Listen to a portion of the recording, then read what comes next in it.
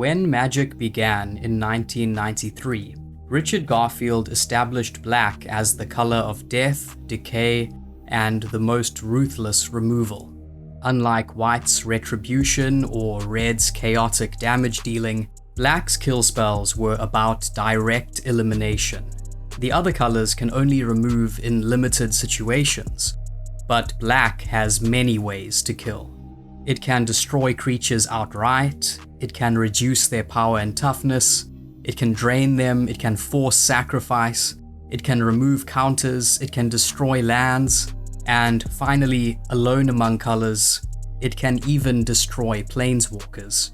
Magic is at its heart a game of decisions, and kill spells are the punctuation marks in that decision-making process. The moment when potential is cut short, when plans collapse, when stories end abruptly. The best kill spells don't just alter gameplay, they impose a narrative. They whisper of betrayals, of public spectacles, of sudden, inevitable death. Across Magic's history, removal spells have embodied every possible variation of killing. Some are swift and surgical, others theatrical or messy. Some leave nothing behind, while a few ensure that the mark of destruction lingers.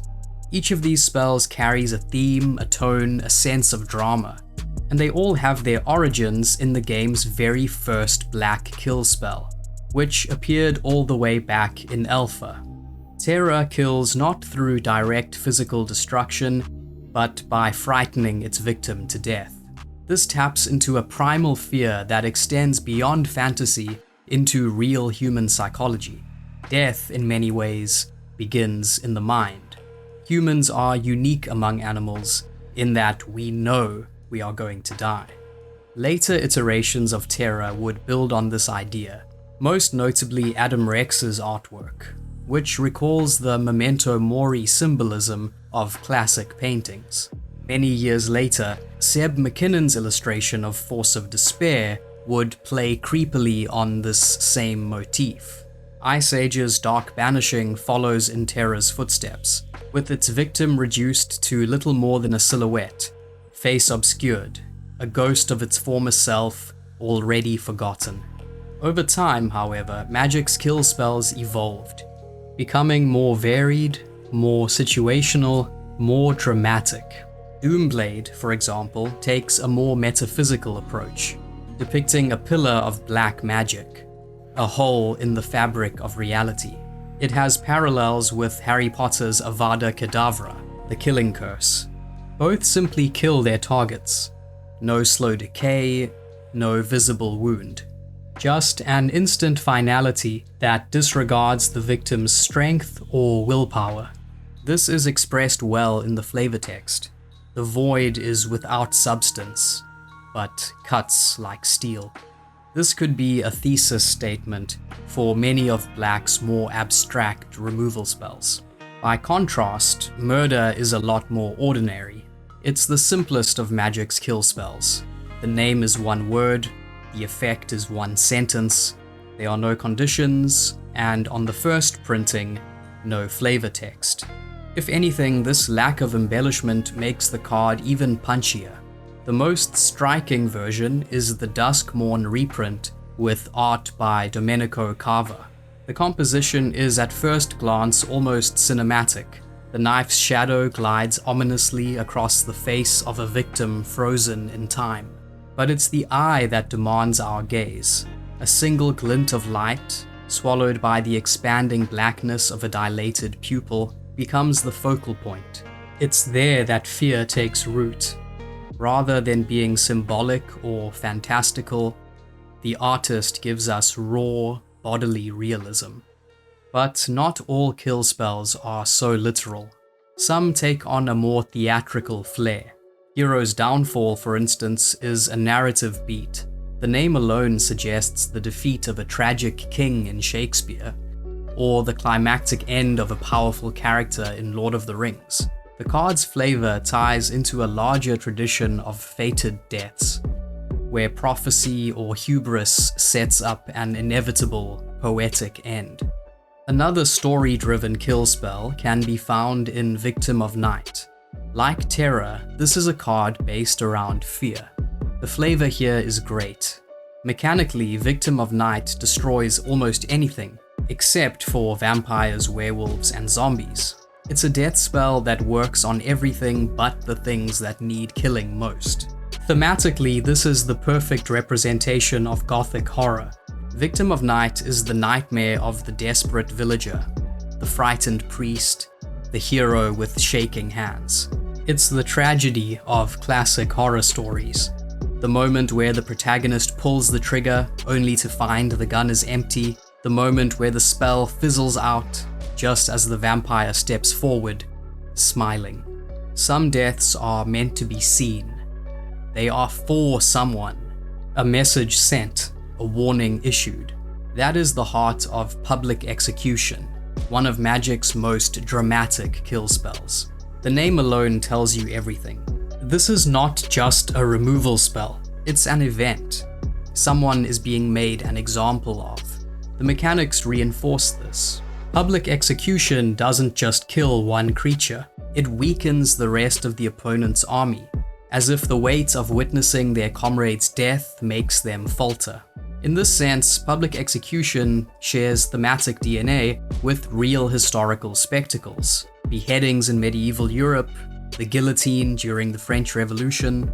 These were not just acts of punishment, they were means of control, designed to remind the onlookers of the consequences of defiance. If Public Execution is the kill spell of oppressive authority, Mob is its opposite. This is death at the hands of the unruly many. Mechanically, Mob is all about numbers. It isn't effective unless there are enough people behind it, enough support for the killing.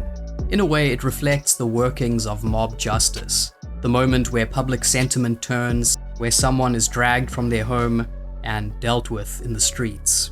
This kind of kill spell taps into a very different narrative than something like Eliminate or Cast Down, which feel targeted and surgical, almost professional. Mob is ugly, messy, and full of rage. Another kill spell that makes a statement is Vindicate. The word means to clear blame, to prove righteousness. But in the context of this spell, it signifies something even more direct, the act of delivering justice through destruction. Vindicate doesn't just kill creatures. By combining black and white, this spell can destroy anything. That versatility gives it an almost godlike quality. The card also spotlights an important moment in Magic's early story, depicting the skyship Weatherlight disintegrating Volrath's stronghold. The alternate art bears powerful flavor text, making a more universal statement. Some convictions are so strong that the world must break to accommodate them. However, while memorable, Vindicate is still mechanically straightforward. You pay the cost, cast the spell, and the target dies. More unique is Slaughter Pact. It offers immediate, free death. No cost, no mana, just instant, decisive removal.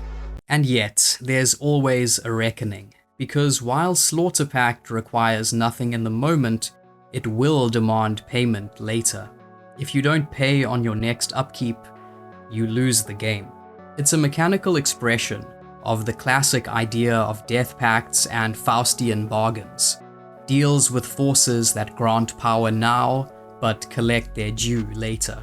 In this regard, Slaughter Pact exists in the tradition of stories where violence always comes with consequences, like Macbeth's guilt or the debt of a blood price. It's a reminder that while killing may be instant, the repercussions often last much longer. As the flavor text tells us, death is only the beginning of the end. If Slaughter Pact is about the cost of casting a kill spell, Murderous Rider is about the cost of being one. This card is fascinating because it's both an assassin and a victim, an adventurer who kills and then falls. The mechanics are brilliant. The adventure Swift End lets you remove any creature or planeswalker, but at the cost of some of your own life. And then, once that kill is done, the murderous rider returns as a creature, cursed to keep fighting until they too are slain. It's the perfect expression of a doomed warrior, a being bound to death itself. The art by Josh Hass captures this beautifully. A knight, clad in obsidian armor, rides forward with eerie determination. He glows with unnatural energy, a sign that whatever magic sustains him is not of this world. This is not a noble hero. This is someone who has made compromises. In fantasy, this is the archetype of the Death Knight, the warrior who kills and is cursed in return. Think of Arthas from World of Warcraft, or the Nazgul from Lord of the Rings. Figures whose very existence is defined by their ability to take life, but who no longer have a true life of their own. Murderous Rider is more than just removal. It's a story about what happens to those who become too familiar with death. After all, kill spells in magic don't exist in a vacuum. They are part of a larger tradition of storytelling, one that reaches back through mythology, literature, and fantasy media. While such ideas of killing curses have been around for centuries, it's only relatively recently that they've developed a fleshed-out aesthetic. The visual representation of lethal magic in fantasy has evolved dramatically over the decades. Before the explosion of visual media, deadly spells were primarily imagined through text. Classic fantasy literature like Lord of the Rings and Ursula K. Le Guin's Earthsea series describe death magic in poetic and evocative terms. But as fantasy novels began incorporating more visual elements, especially through illustrated editions and cover art, death magic took on a more tangible form. Early book covers and illustrations from the mid-20th century often represented spellcasting as bursts of energy, eerie glows, or shadowy wisps of power emanating from a sorcerer's hands. The color palette was critical in conveying lethal intent. Green and sickly yellow were common for poison-like spells, deep purples and blacks for necromantic energy, and fiery reds for destruction magic. Dungeons & Dragons, first published in 1974, played a massive role in defining how deadly spells would be visually represented across multiple media. As D&D expanded and artists like Larry Elmore and Jeff Easley brought vivid paintings into the game, spellcasting became increasingly dramatic. By the time the 3rd and 4th editions arrived in the early 2000s, spellcasting in D&D art had become highly stylized, often emphasizing swirling energy, glowing sigils, and monstrous transformations. The necromancer aesthetic, complete with swirling skulls, deathly green light, and decayed bodies, became a defining trope for death magic, one that would be replicated in nearly all subsequent fantasy media. Early fantasy video games in the 1980s, such as Wizardry and Ultima, were limited by graphical constraints, forcing spell effects to be either text-based or symbolized with simple flashes of color. Lethal spells were often represented by an enemy sprite flickering, turning black, or vanishing entirely.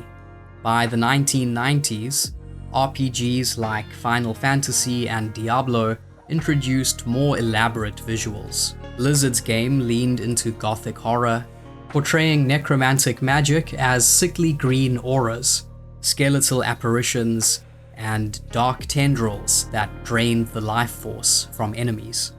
With the 2000s and beyond, games like Elder Scrolls, Dark Souls, and Dragon Age elevated spellcasting into fully cinematic experiences. Death magic in these games often took the form of black holes that sucked in energy, explosive waves of dark mist, or ghostly apparitions clawing at the victim.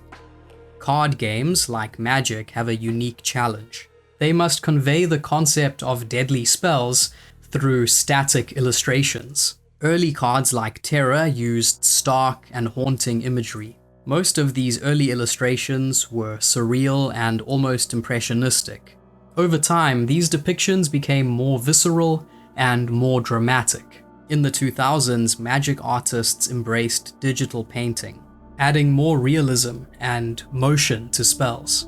Nowadays, spell effects tend to be highly cinematic, designed to feel like snapshots of animated sequences. Overall, magic's aesthetic language for arcane murder has become incredibly potent and refined, blending the best elements of its predecessors. What began as simple descriptions in books has transformed into a vast, interconnected visual lexicon. Until next time, thanks for watching. If you enjoy these videos and would like to see more of them, and you'd like to just support magic content creation in general, please consider donating to my Patreon. A donation of even $1 a month helps the channel significantly and will get your name a spot in the credits of these videos. Anyway, thanks, and I will see you next time.